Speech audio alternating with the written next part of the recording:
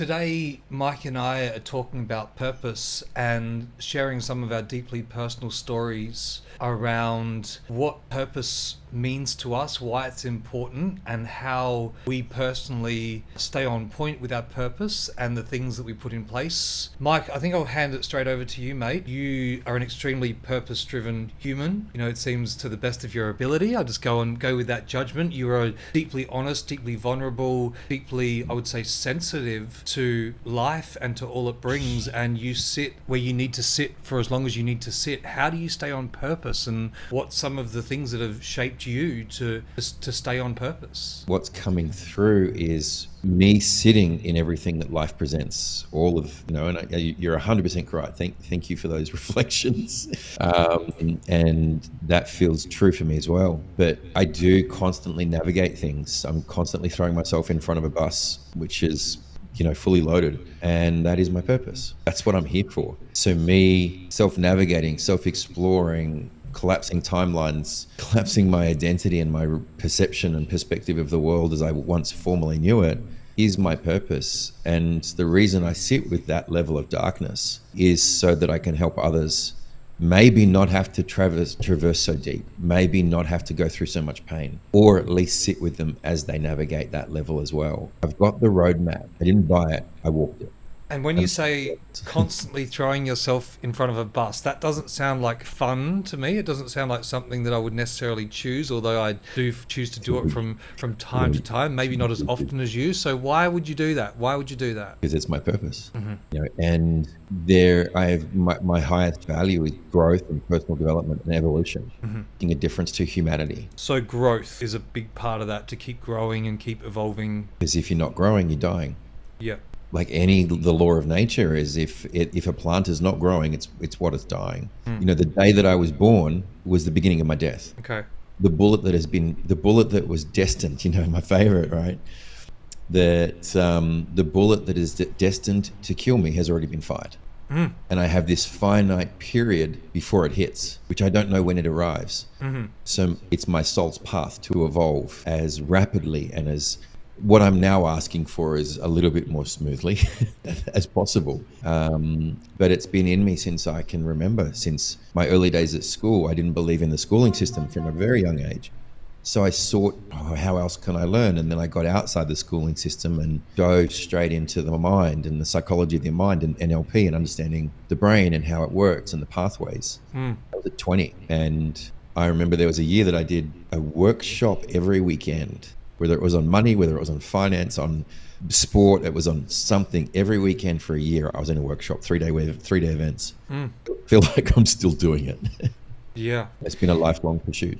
It's kind of a really deep and almost dark way to say it, and also deeply inspiring that, the bullet's already been fired, and when it hits, I just don't know when. It's kind of like, ooh, that's kind of sounds really kind of dark and luminous. It's got a darkness about it, but it's also got a really inspiring edge for you. And I think, whatever works for you, right? Yeah, I've got a belief that we all have a start date. Yeah. And we all have an end date. What defines us and what is the difference is the dash. So we've all got a start date, we've got an end date. It's what we do with the thing in the middle. Okay. And I don't want to get to that point when the bullet arrives and say, what if? Maybe should have, missed opportunity, stayed back. And I was given this opportunity to live fully. And for me, that fully means to evolve and to grow and to change. And part of my purpose is to take philosophy or mind-bending concepts, walk myself through them, break myself down, distill them, and then teach them to other people in a more succinct and palatable way of receiving it. Yeah, beautiful, brother.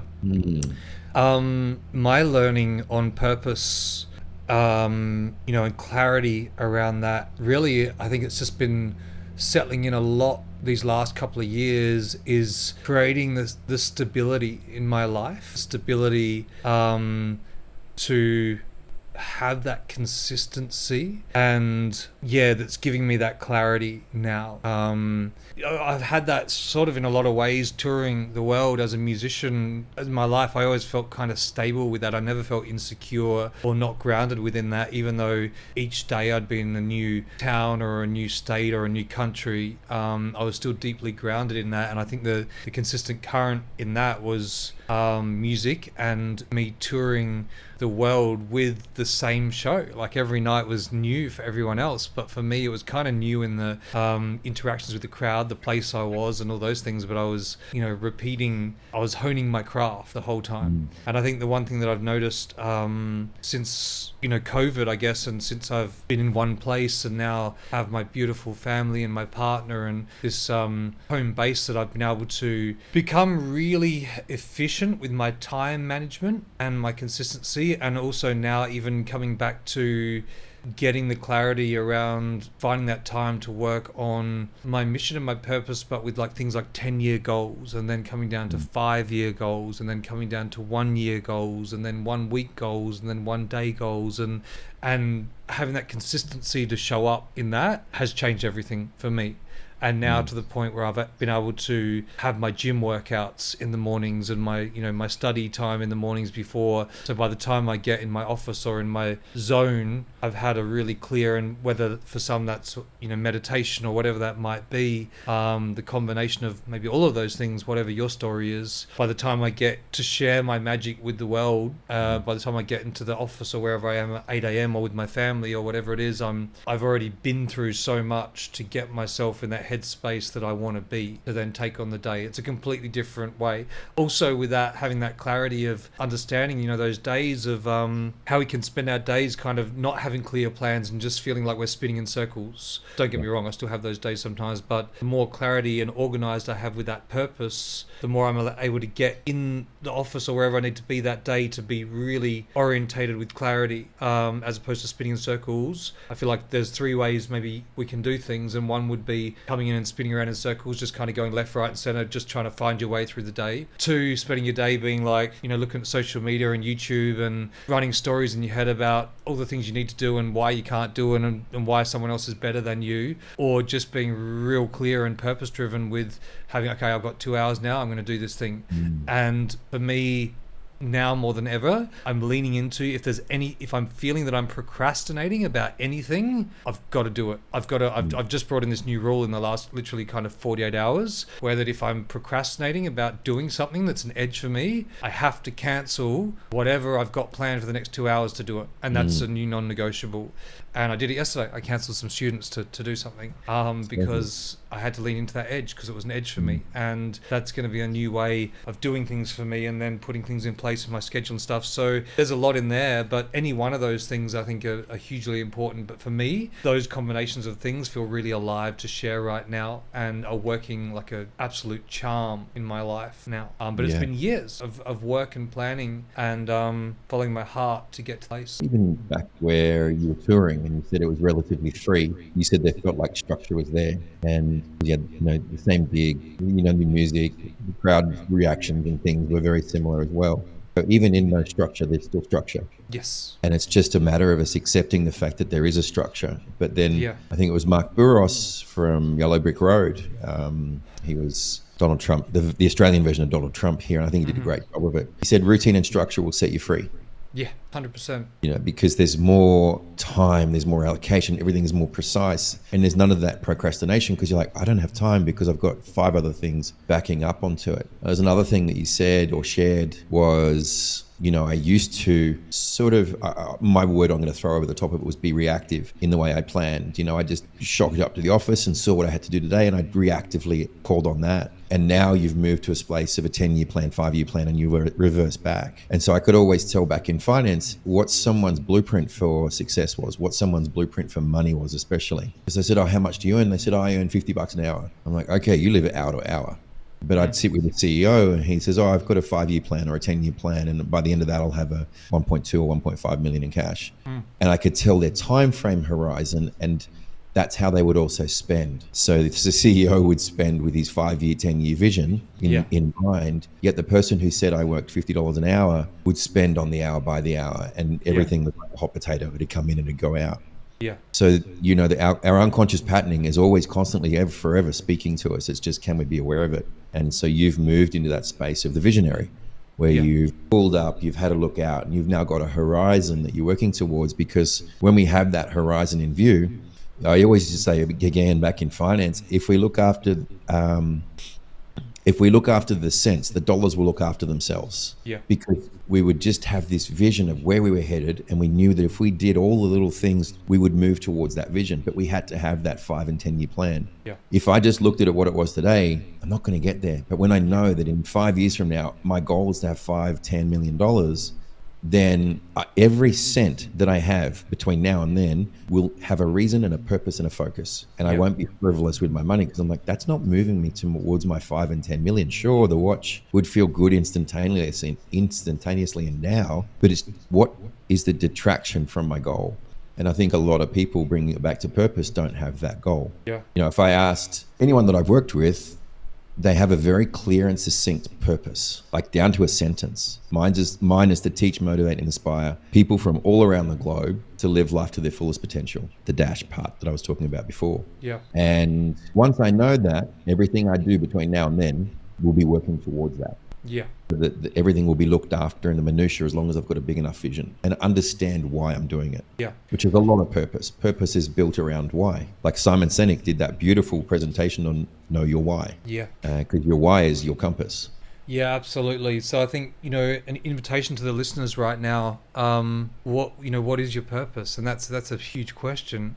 I think to take a bit of pressure away from answering that question too, is that it can change. Like tomorrow, whatever your purpose is right now, tomorrow you are allowed to erase that and write a new one over the top. I think a lot of people forget that. So right now, what is your purpose? You come from your heart. If you could do anything in this lifetime, anything in this world, share your magic with the world. What is your purpose right now? What's your mission? Where would you like to see yourself? Let's go 10 years. Where would you see yourself? What would you see yourself sharing and doing in 10 years time? And I'm not talking about the white picket fences and the mansions on the beach. I'm talking about sharing your gifts, and that's all part of it too. But I think what I've recently started doing as well with those different goals is committing to redoing them every 6 or 12 months, whatever feels in the current, but at least every 6-12 months, non-negotiable. And then what I've started doing is breaking down that purpose into categories. So those 10-year plans not only go into purpose of career, but all aspects of life. So my relationship, my fitness, how do I see myself being with my body in 10 years time? What weight do I want to be? What sort of a build do I want to be? What do I see my diet being in 10 years time? What do I see my bank account being in 10 years? Yeah. Where is my house? Do I have a mansion on the beach in 10 years time? Am I still doing podcasts with Michael Cooper?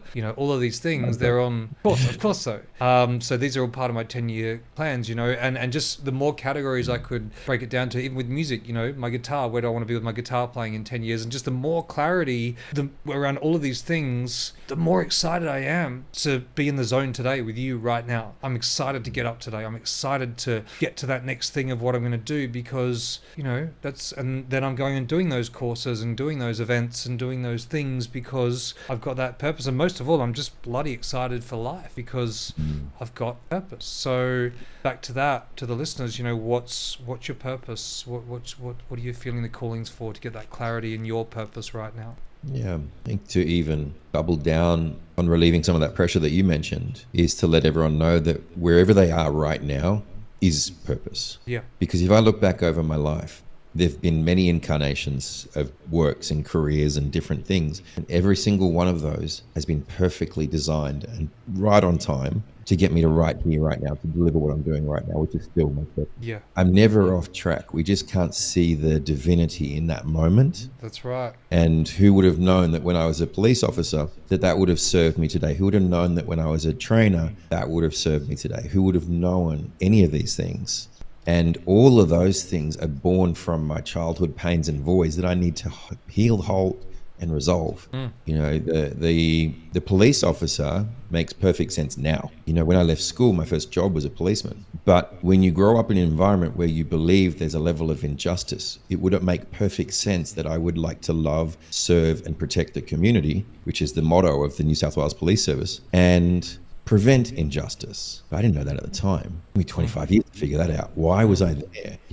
And yes, I had a logical reason why I was there. I wanted to do a law degree. Well, that's still an injustice that I'm preventing or protecting. Yeah. And so there's many logical reasons to it, but the baseline was it was a core wound. So everything you've done, everything I've done is actually to fulfill our ultimate purpose, which is this mission of life. This is why we're put on this rock. Yeah. So wherever you are, no matter who it is, you're right on time. Yeah. And you're on purpose. You just need to see that it's not the end point. As Jay said, you can change it, you can grow it, you can evolve it, but the core essence will always be very similar. Yeah. And so feel into it. Where have I been? Because that will be your compass as towards your values, and your values will dictate to where you're going. Yep. I think also taking that pressure away of what other people, what you think other people think your purpose should be, because your purpose might be to go and pick flowers. And that's okay. In 10 years' time, if your deepest heart's calling is to go and pick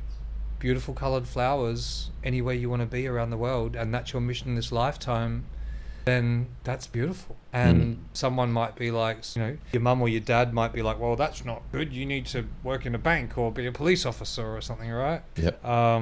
Get a good job. I always think of, one of my incredible friends who, an ex-partner of mine who was just so happy with her life at a point in time when she was doing exactly what she wanted to be doing, which was spending days at beaches, and exploring the world. And that was her mission. And she was so happy to be around, and so happy in her being, and just full of joy and full of life and full of love. And then after a period of time, that wore off, that interest in that mission wore off, and a new mission was created, and a sense of discomfort in herself doing what she was doing, that thing was no longer filling her cup. And that's just the beauty of that journey. And a few years of that went by, and then a new choice of creating a new life to fill the new cup and the new journey and the new purpose. And then possibly in a few years' time that'll change as well. But I really admired that about her, that peace and direction and clarity, that all I want to do is explore beaches and find stones and driftwood and stuff on the beach, and just be and breathe and be one with nature. And I was like, that's freaking awesome. And I guess there's part of me that that is aiming for that in life, and I get to fill my cup with that as well. But there's other things as well that are equally important to me these days, other things that are a lot more important. But also there's a big part of me that really honors that and has that deep craving to spend hours a day or a week at the beach connecting with driftwood and stones and the water and surfing and all these things. So yeah, interesting. It takes courage. It takes a massive amount of courage to do that. Yeah. Because the societal norms are telling you that you should do this or you should do that, or you're not contributing to society if you're not doing this 9 to 5 grind and working in an office under fluorescent lights and selling your soul. There are a few courageous souls that go out there and say, you know what, I'm going to walk to the beat of my own drum and collect driftwood. That's right. And that feels good for the window that it feels good. Yeah. 100%. I believe we actually have like a board of advice. So like you said, like maybe mum said this, or dad said be a dentist, or dad was a dentist, so now you need to be a dentist. And you're like, hey, I hate looking in people's mouths. Yeah. But you go do this 7-year degree to do something and pay 80 or 100 grand to do something that you hate and loathe, and you do it begrudgingly, which is building resentment because you're doing prideful acts. And this is why the suicide rate for dentistry industry is the highest. Wow. True fact. So, but they make great money and morbidly depressed for multitude of reasons, which I won't get into. But we have basically a board of directors that sit above us, and we filter every decision of our life through this board of directors. Yeah. And you're not on, well, I say you're, meaning the archetypal you, as in everyone runs their decision making through the board. And who sits on the board is mum, dad, preacher, teacher, or your guru, your partner or your beloved, or ex-lovers. It could be a few there, and then potentially someone who abused you, or your oppressor in your childhood, whoever that may be. And you're not on the board. So you're running this as like, I really want to collect driftwood. Love to just frolic on the sea and collect shells in the ocean and go for a swim every day. I've done it. Fantastic.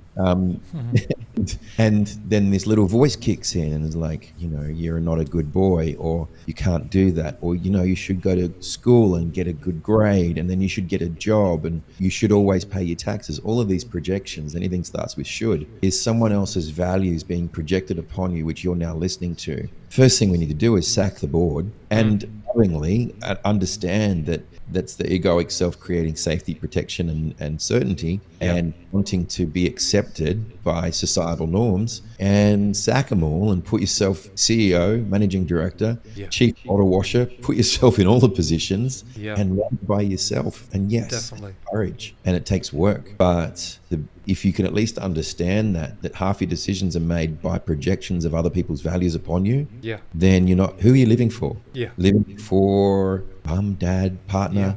Yeah. I'm guilty. I've done that. Still, I will still do it. I haven't resolved all of that. Yeah.